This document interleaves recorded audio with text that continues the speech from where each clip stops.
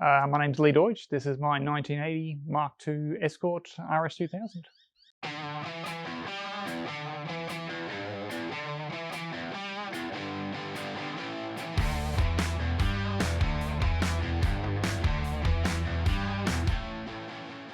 So the reason I bought the car in the first place, I'm going to blame my dad for that. He retired locally, and as a retirement toy, he bought himself a 1954 MG, which we were driving around and enjoying that, and I sort of got to appreciate how much fun it is to drive an older car.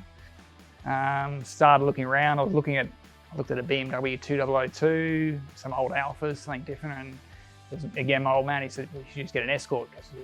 My first car was a Mark II Escort, which seemed, okay, that seemed pretty poetic, and went with that. And this one came up on eBay and sort of went with it, and had very little mechanical knowledge when I started, and learned as I went. Before this, I think I'd probably done an oil change on a car, and that's as much as I'd ever done.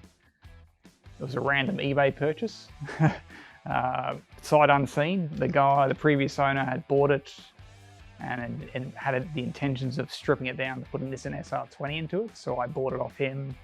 He fully stripped the car, put it on a rotisserie, cut out the gearbox tunnel, sold the original engine, and then basically decided he didn't have time to finish it. So I bought it at a pretty good price, I thought at the time, and then got the car, rotisserie, and many boxes of parts, and got it all home and went from there, which was a bit of fun to start with.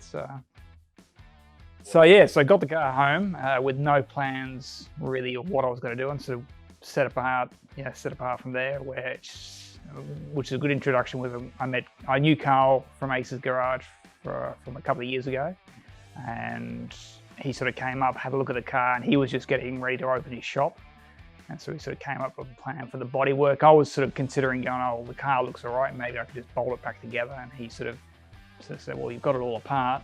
If you're gonna do anything with it, now's the time.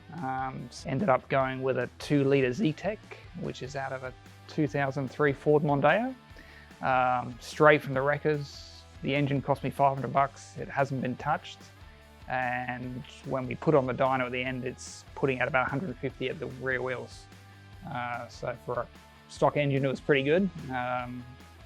All the conversion parts, so there's a company which supplies full stage kits to turn the engine around, new sumps, exhaust, everything you need to basically drop it in. So the engine sits in the car, there's been no modifications to any of the body to make it fit, it drops straight in.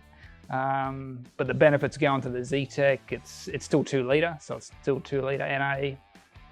It's on EFI throttle bodies, so it's a bit more reliable, pretty good on petrol, and it gives good power, makes a good noise, and look, good bit of fun. So the gearbox originally was a 4-speed, upgraded to a Type 9 5-speed, just for a little bit better on the highways. The 4-speed was a bit revvy at the speed, so extra gear was always helpful. Rear end standard, I put an LSD diff in the rear end. Unfortunately, with the Zetec and the throttle bodies and the spades, I had to lose the original brake booster, which they were on a long telescopic cradle, which took up a lot of space in the engine bay. So to get rid of the booster, part of the deal with the engineering company was to upgrade the rear brakes from drums for discs. So it's got R31 disc brakes on the rear. Front suspensions, just coil-over struts, nothing too crazy there. Front brakes, I got some really decent-sized Alcon 4-pot stoppers, so it's very overspec'd in the brakes, which is always nice. And the fact the car only weighs 900 kilos, it pulls up and drives really well. And even without the booster, it's a very easy car to drive. It's very light, very nimble. The steering rack got upgraded to a 2.4 quick turn, so it's very pointy, which is a lot of fun. It catches people out who haven't driven a car like it before, but you can't really relax. It goes. You touch the steering wheel and it'll point and shoot. So it's an oversized go-kart.